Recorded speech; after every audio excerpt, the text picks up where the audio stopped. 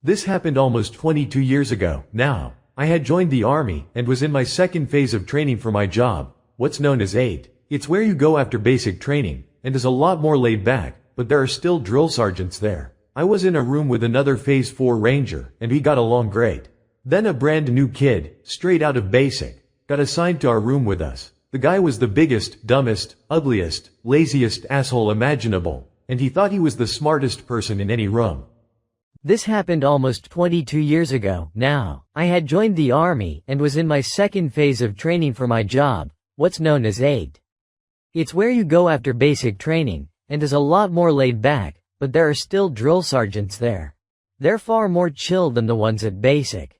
Anyway, there's a system of gaining more privileges, and because I couldn't take a PT test while my injured legs were recovering, I was stuck at an early phase for too long. I was in a room with another Phase 4 Ranger, and we got along great. Then a brand new kid, straight out of basic, got assigned to our room with us.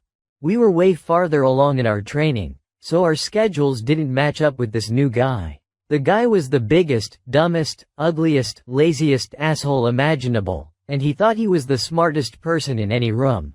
Every night at lights out, he'd listen to 50 Cent on his headphones whacked up so loud that I couldn't hear my own music on my own headphones.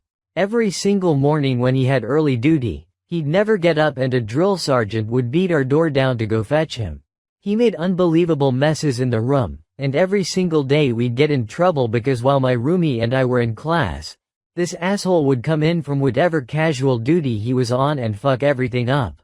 Then there'd be extra duty for us every weekend for failing room inspections. I don't know how, but this asshole got boot polish on the fucking bathroom mirror.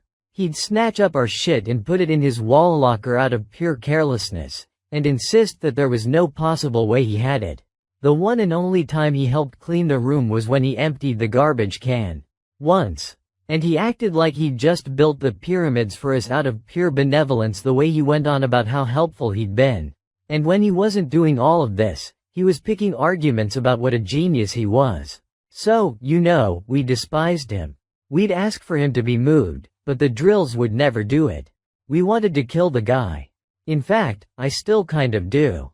Every single day we'd both tell him what a consummate piece of shit he was. Eventually, he came off of casual status and got into class. One of the early parts of that class was land navigation for some reason. And Land Nav Day meant being out there early. That presented me with an opportunity I'd been waiting for. One of those days when he left a giant mess, he also left his wall locker unsecured. So I looked inside to see if there was anything of note, and there was. The combination to the padlock he used on his wall locker. And the best part is that everyone used the same model and color of crappy Masterlock padlock from the PX across the street since it was the only thing available. So I went ahead and swapped my lockout with his and left for training. When I got back, he was already back and had been for a couple of hours, since it was an early day with an early release for him. This was Arizona in July, and he'd been scrambling all over the land navigation course in the sun. Got back to the barracks to get a shower and change and he was locked out of his shit. Oh boy, he was distraught.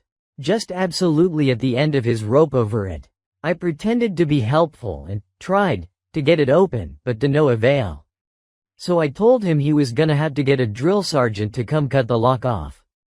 So he went to do that.